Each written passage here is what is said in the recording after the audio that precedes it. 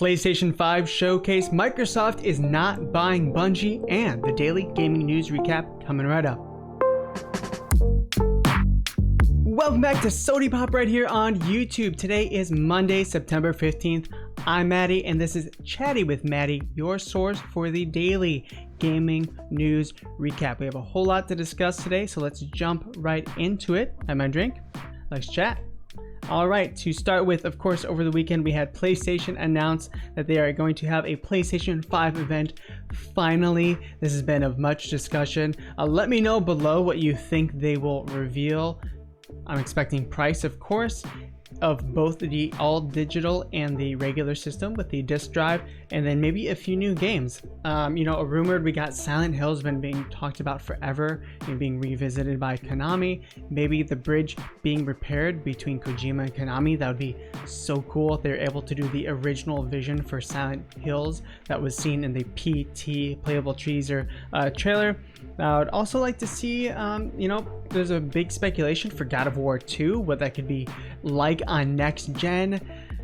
Let me know like your dream scenario. It'd be really cool to see some games remade. Number one, I want Capcom to do a few things. I know this is completely separate. I want them to maybe bring back Deep Down. If you remember at the beginning of the PS4, they had this game Deep Down. They showed a trailer for it and we never really saw it again. I hope though that they bring back Dragon's Dogma and they do like a sequel to it. There's so many weird faults to Dragon's Dogma, the original, but it had one of the best combat systems I think of any action RPG ever. Just hands down phenomenal. So that's something I'd like to see. That's kind of a long shot, kind of a weird one to bring back, but it would be amazing to see God of War 2, and then in particular Silent Hills would be phenomenal. For Pricing is an interesting thing because remember, I keep on referring to that Bloomberg article where they say it costed Sony itself anywhere from $450, cost them $450 per unit, 500, and this is before we knew there were going to be 2 units with and without the disk drive. Also, in support of that, the disk drive only adds about $25 of cost to Sony. Again, I believe this was a Bloomberg article. I covered it a while ago, but it's really only something like $25 to Sony's base cost. So they have quite a leeway as to where they could price these things. And as we have seen before, Microsoft is apparently taking a loss that was coming from Jeff Grubb on the console prices. That's pretty normal for console producers to take a loss, for the exception of probably Nintendo. But I'm thinking that it will be $450 and $500. It could be $400 to $500. $400 for the digital edition, $500 for the regular edition with the CD. Although I'm thinking it's going to be $450 and $500, or $400 and $450. It will be maybe a $50 difference, and if they can undercut the Xbox Series X just a little bit, that will give them that extra little inch they need to just keep kicking it. So let me know down below what you think of the pricing, what games will be revealed, will be any new like weird surprises that you guys are expecting, maybe some console exclusivity for third-party games that we weren't expecting as well, like Final Fantasy 16. That was the Twitter handle was just taken, and we haven't seen what's going on with Final Fantasy 16 yet. We have Project Athia coming from Square Enix, but we haven't seen Final Fantasy 16, what that is or what that is like. Also, Nvidia, in other news, bought ARM, which is a chip producer. They produce chips for the iPhone, Android phones and stuff, mobile devices.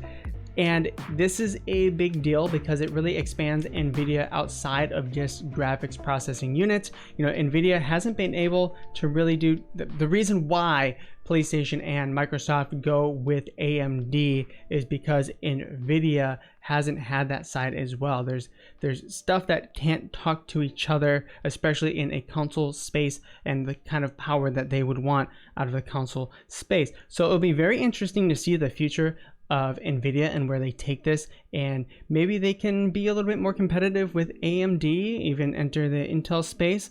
Very interesting. Obviously the deal is a $12 billion deal, or $21.5 billion deal, but it will remain to be seen exactly what this looks like. You know, it could be blocked in certain territories by like antitrust type of laws. So we will see exactly where that takes us and what that means for the future. Of course, we're not going to see anything right away, maybe a year or two down the road as well. In bad news today, Facebook. So if you remember a week or two ago, Facebook announced that Oculus will no longer have its separate profile program. You will have to have a Facebook account in order to use Oculus. That came to really negative thing for me, because Facebook is one of the worst companies when it comes to respecting your privacy, your own data. They're pretty horrible with it. I mean, your data, you and your life and everything you touch on the internet is what they sell. That's how they make their money.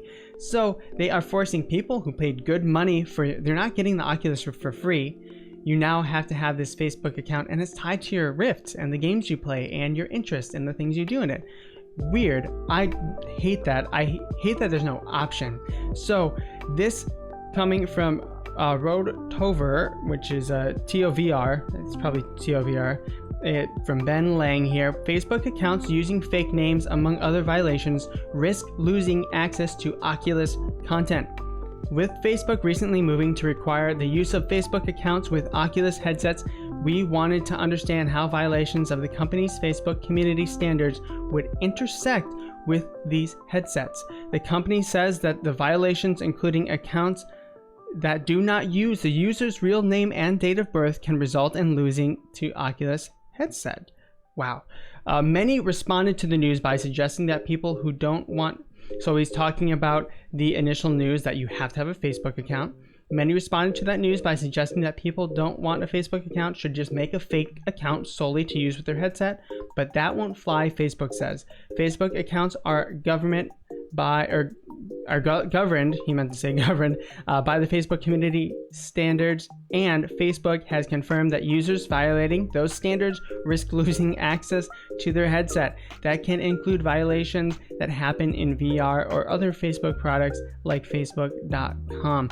So he goes on to speculate, how do they even know you're using a real account if you're just using it for VR, and how they would actually go about that. You know, there's a lot of questions with using a real account, fake account, or maybe you have an account but you don't really use it. You know, how would they go? And they really didn't respond as far as like the finer details. But the point is that according to their guidelines, if you have a fake account just for Oculus, they could say that is not okay, delete your account, and you no longer have access to all the Oculus games you paid for. I think it's crazy, horrible move. If I had an Oculus, I would sell it immediately. A bad idea. I hope they reverse this decision, and I think it's just, it leaves a horrible taste in your mouth. Xbox has a couple of good and bad news today. So we're going to talk about the good first. Xbox Series S load times test was no enhancement. Expansion can be hot swap. So what does this mean? Coming from Twisted Voxel.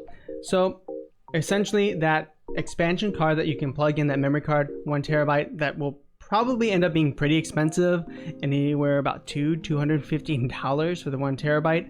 That can be taken in and out and used while the console's on, so you don't have to shut the console completely off, take it out and put it back in. So in long and short of it, that's what it means. Nice. That's something that I think is probably expected with that. In the bad news, I did not talk about this last week, but Xbox Series S plays Xbox One S versions of Xbox One games. So there's a lot of words there, a lot of Xbox slogan. What does that mean?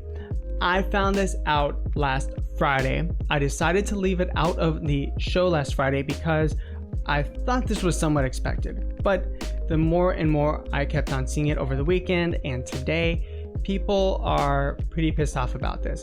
So what this means is that the new Xbox Series S, the one that is going to come out in November 10th, and will be $300, and everyone was super happy about it last week when it was announced and the price was released. It is technically going to play inferior games for older Xbox One games. So the Xbox One games you have, if you have a base Xbox One, it's going to look pretty much the same as it does on the Xbox One, the Xbox Series S. Now, they released an update, if you remember, to the Xbox One, the Xbox One X, that had a much better GPU, had more RAM, had all these updates, and upscaled those games or got games to 4K, ran them better. There had to be specific patches made for those games to work on the Xbox One X. They will not work on the Series S the same. It will play the base game as it was meant to be played originally, will not be using.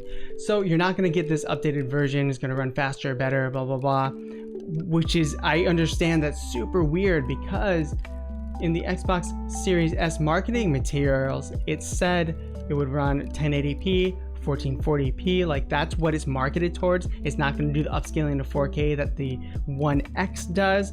So it's this weird in between that you're getting the benefits from something like the solid state drive, but you're missing out on the stuff that the Xbox One X does. And then the Series X, you know, obviously does the full shebang. So just a little bit from this article, what this means is that most Xbox One games will run on Xbox Series S at 1080p or below in backwards compatibility mode. Remember, the early games for the Xbox One X were 900p. That was a big thing. Though they will benefit from certain built-in hardware like the SSD, games with unlocked frame rates should also perform better in the Xbox One S. But specific Xbox One X enhancements like higher resolutions won't apply. It is possible that current gen titles could receive updates for the Xbox Series S, but this will be the case from first-party games like Gears 5 and Forza Horizon 4. Without a patch though, you'll essentially be getting the Xbox One S version. VGC reports that some is true backwards compatible Xbox 360 titles, though it's not clear what this means for compatible original Xbox games, all of which run at close to 4K on the Xbox One X. So just keep that in mind again when you're deciding these things, because if you want an Xbox Series S and you want all these little things, and you want to buy a memory card, I mean, that could put you over 512 gigabytes. It could put you over what the Xbox Series X is. Also, if you want to play old games and you think it might get a 4K set, well, that will not work on the Series S. So there's all these caveats that we're kind of finding out about the Series S. So just be aware of that. I think it is still a 1080p powerhouse and will be good for a lot of people. Borderlands 3 is getting the 4K 60 frames per second treatment for next-gen consoles. One of many games that we've seen getting that. Just a quick side story. Super happy for it. I'm excited. I haven't played Borderlands 3 yet. I love Borderlands 2. Enjoyed Borderlands 1 as well. Not as good as 2 though. Razer accidentally leaks 100,000 gamers' personal information. Yet another thing, another time when information isn't secured properly. Now, with that said, any central entity that has personal information, it's going to be so hard for them to effectively guard it against hackers. I mean, we've seen this time and time again with almost every single entity, and keeping your information personal and private is difficult. They did not get credit card information, but still, they got a lot of personal information. So reading from this Verge report, security researcher Vladimir Dyachenko discovered that customer data on Razer's website was made publicly available on August 18th because of a server misconfiguration. A redacted sample pictured below shows records of orders made on the company's digital store, exposing personal information including email, mailing address, the type of product order, the phone numbers. Credit card information was not included. After discovering the misconfiguration online, Dyachenko says he reached out to Razer several times over the span of 3 weeks before receiving a reply. In the statement sent, Dyachenko, the gaming hardware manufacturer, acknowledged the server misconfiguration and that the data leak potentially exposed personal information like full names, phone numbers, and shipping addresses for customers. Razer says that no other sensitive data such as payment methods were leaked, and it fixed the misconfiguration on September 9th. Razer confirmed that the issue in the email to The Verge said that customers have any questions about the leak can reach out at dpo@razer.com. I mean, this sucks. It's still personal information, and you're just at the whim and at the mercy of these companies storing it correctly, which they don't or they can't. I mean, it's bad idea, and honestly there needs to be laws passed, I think, overall, or different systems thought of to where they don't store this information in the background or where it's encrypted in a different way. I don't know. I'm definitely not a security researcher, but the way it works now does not work well. In other news, if you haven't yet, please like, follow, subscribe, comment down below. Again, at Sodi Media on the 3Ts and IG, Twitter, Twitch, TikTok, and Instagram. Of course, let me know what you think about the PlayStation 5 event that will be coming up in a couple of days here and the pricing. With that said, we're going to move on to some more amazing stories.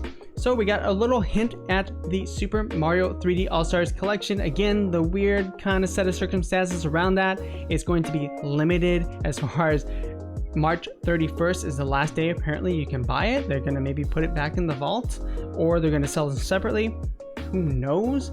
Also, people are having a hard time getting the physical edition. I believe Amazon sold out, and I think I heard Target also sold out of the physical edition. I pre-ordered the physical edition immediately. Also, people have been a little bit upset that they haven't fully remastered these. Of course, they made them HD, and they said they had made the controls to work really well on the Switch. So I'm excited for that. But in other news, we did see the screen today. So this is we played Mario 3D All-Stars. These are people from Nintendo Treehouse that over the weekend put out this video.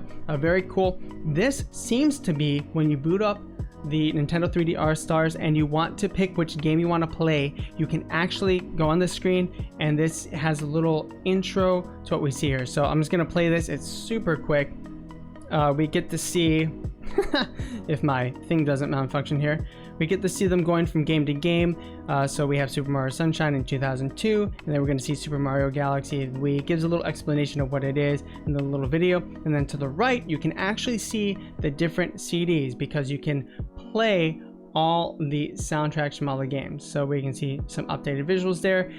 Go ahead and check this out. You get to see some more gameplay if you are not convinced by it yet. I have never played Sunshine, and I've never played Galaxy, which is crazy. They're two big blind spots in my personal gaming history, and I love the 3D Mario games. I really loved Odyssey. I loved 64, so I just didn't have those systems at the time. So very, very excited to get it this Friday. Halo ODST is coming to PC next week, so go ahead and check that out. That should be added accordingly to the Master Chief Collection as well on the 22nd, so very excited. Another quick news also coming from VG 24/7. Awesome Games Done Quick 2021 will be held online, again citing virus concerns. So just like it was this year, Awesome Games Done Quick, the speedrunning event for charity, will be held online yet again, having people playing from home. And from CNN Business, GameStop is closing hundreds of more stores. So we have seen GameStop has been having trouble before. It was really interesting this year. They seemed like they're about to turn a corner. They hired Reggie Fils-Aimé. Remember the big Nintendo boss who retired? He's teaching now at Cornell or something. He's teaching, I forget where. But he was hired on the board to help repair some of what they had going on. It seemed like, okay, GameStop this might be a good turnaround. Maybe they're going to change their business model, see what they can do. Not so much. Of course, 2020 is currently happening and probably going to happen in 2021. We're going to see what's going on. So this is coming from, of course, CNN Business. GameStop is closing about 100 more stores than they originally planned, with the struggling retailer warning of much more closures next year. The company said in Wednesday's earnings call that between 400 and 450 stores globally will close this year, which is more than 320 stores GameStop originally said in March, and that it was planning to shutter. The increase underscores how badly retailers are performing during the pandemic as shoppers shift their habits online. GameStop Chief Financial Officer Jim Bell said the call that the closures will, quote, allow us to more efficiently and profitably service our customers. He added, there's more to do, meaning closures in 2021 as well. So, I mean, GameStop has been having trouble for a while. Hopefully they can change their business model. I mean, they really need to change something around, it seems like, to remain profitable. Of course, we've seen just more and more go to digital. Both Sony and Xbox this time have 2 all-digital consoles at launch. That is the first time that has ever happened. So it's just going to happen more and more, and what the virus right now is just accelerating everything. Bungie CEO denies claims surrounding Xbox acquisition talks. This coming from Fraser Gilbert. I saw this all over this morning that Xbox was in talks to acquire Bungie. This came from a chat that Jeff Grubb had with Imran Khan and Blessing Adebayo Jr. on a podcast where they spoke about a few things. We have a couple articles about that specific podcast. They had heard that Microsoft was in talks to acquire Bungie. So quickly, update: Bungie CEO Pete Parsons has now taken to Twitter to respond to these claims, simply stating this is false to a tweet about the rumor. I guess that kind of puts it to bed, at least for now. It could have been at some point, because both Imran Khan and Jeff Grubb, who are pretty deep into the games industry, said that they had sources that said yes, this was happening, and that they do have a good relationship. So as of right now, absolutely not. I can't imagine this happening for a while. I mean, they just got out from under Activision, so keep that in mind. From that same podcast, we had Xbox is spending a lot of money on something that isn't an acquisition, is claim. This coming from Video Game Chronicles, Andy Robinson. So this is another Jeff Grubb quote from that same podcast, GameBeat Decides. Let's read the quote. Quote, "I've heard that Microsoft is spending a lot of money on something that isn't an acquisition," the journalist said in a video this weekend. Quote, "It is not an acquisition, and the way it's phrased to me is that it's a big deal." Grubb went on to speculate that the deal could be related to bringing in a large title to Game Pass.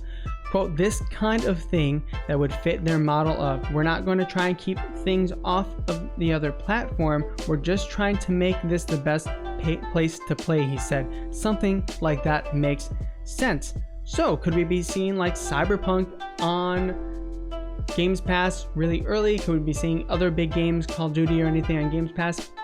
Maybe. I doubt it. I mean, a game that big, I would feel like unless they paid them a lot of money, they'd be missing out, which they might be paying them a lot of money. Games Pass is already a phenomenal deal. We actually have, if you have Game Pass on PC, I have a little hint on how to save a ton of money on that. So we do have the price doubling from $4.99 to $9.99 at the end of September.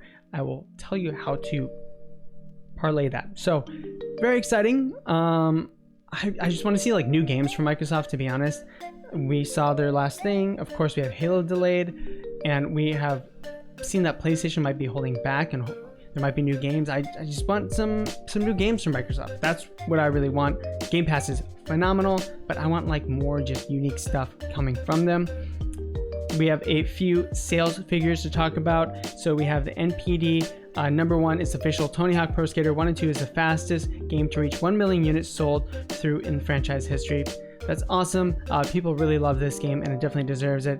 I hope they just double down on that success. Maybe release Tony Hawk 3 and 4 or some other kind of HD for the later games as well. And then we also saw, coming from Matt Pescatella, who researches the NPD, Nintendo Switch set a new US August hardware dollar sales record, besting the August 2008 dollar sales of Nintendo Wii. Nintendo Switch unit volume more than doubled when compared to a year ago. Switch was the best-selling hardware platform of the month. Just amazing. Switch is absolutely killing it this year. It leads me to believe that Switch is going to sell through maybe even better than the Xbox Series X and PlayStation, especially since they're coming out, they have all these games that are just evergreen games, like Breath of the Wild, like Super Mario Odyssey. I mean, you have all these, like, just a breadth of really good games, and you can get the handheld for $200, and you can get the regular Switch for $300. You might have to buy it a little more expensive from secondhand because it's really hard to find them. But again, I've been to Target, I've been to some other places, and I have seen them in the wild. Mainly the handheld. I really haven't seen any Switches. So if you are in the market, keep on looking for them. Keep an eye out there. Definitely go to stores or call them as well. And then finally, if you're looking for a deal on Game Pass Ultimate and you're on PC, the introductory offer was $1, and then it's $4.99 a month after that. At the end of this month, they're ending that and doubling it to $10 or $9.99 even. There is a way to actually pay for Game Pass ahead of time at that $4.99 little thing. So we have this thread at Resetera, this really wonderful guy, Portman2, well, hopefully he's a wonderful guy or girl, I don't know, had a a little hint at how to get around this. So I'll leave this on screen for a little bit so you can, and then I'll go ahead and read it. I saw that Steve Kim mentioned on Twitter, so I made this a quick write-up on how to do this. I got 2 years of PC Game Pass doing this effort of 10 minutes. Open Game Pass app on desktop, go to Settings, under Manage, click, quote, Xbox Game Pass PC subscription. Step 2, click Extend and Manage. Optional, put them in separate windows side by side instead of 2 tabs. You can do this faster. Step 3, click Extend on the Extend/tab window you open to accept the checkout with whatever payment you have. It takes a few seconds. 1. If you do not have the Extend button, skip to the next step and you will see it appear once you go through the process. Refresh the Manage tab window and you open Wallet Payment and you will see the Cancel Subscription, possibly before the checkout finishes. Click this. It'll ask if you want to turn off recurring billing. Click Yes. Refresh the left side and like before, it might show up before the recurring billing process is over. Step 7, repeat 3 through 6. So essentially, you're purchasing month by month Game Pass at $4.99, the current PC price, and that will extend it. Apparently, the cut off, you can buy 3 years in total of it, so you're paying half price for this. And again, on the Xbox, the Game Pass is $14.99. So I imagine after several months, a half a year, sometime in 2021, when they get enough people and it becomes stable enough, it will be $15. I guarantee that at some point, and they'll announce it ahead of time, but this is going to be an insane price that you can lock in for a couple years. So just to put it out there, if you have Xbox Game Pass for PC, definitely take advantage of this deal. All right, guys, well, thank you so much. That does it for Chatty with Matty again. I'm Matty. I hope you had a wonderful time. Let me know what you think of the PlayStation 5 event. What price will it be? What games will they show? Will they show more gameplay? I'm super excited. And hopefully we can get pre-orders pretty soon and we start getting them. I have heard that Sony has booked flights specifically for planes to bring in the PlayStation 5s for the initial shipment, so it is not missed. So very, very excited for that. Gaming is kind of heating up. Finally, we've had a few months of just like no news, lots of rumors. So finally we're seeing some stuff, and then of course all through December and early next year we have so many things coming out, so many cool stuff. All right, guys, well, thank you so much. I enjoy doing this, of course, every single week for you. Have a wonderful day. Remember, follow me on the 3Ts and IG, Twitter, Twitch, TikTok, and Instagram at Sodi Pop Media. Be yourself and eat a cookie. Bye.